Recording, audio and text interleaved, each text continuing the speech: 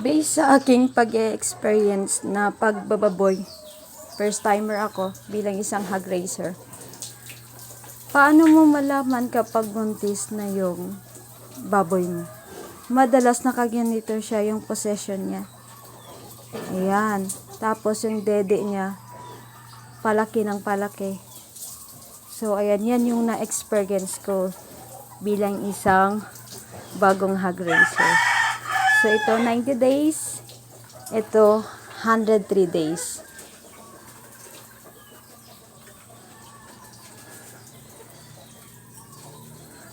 Dalawa lang to yung baboy ko.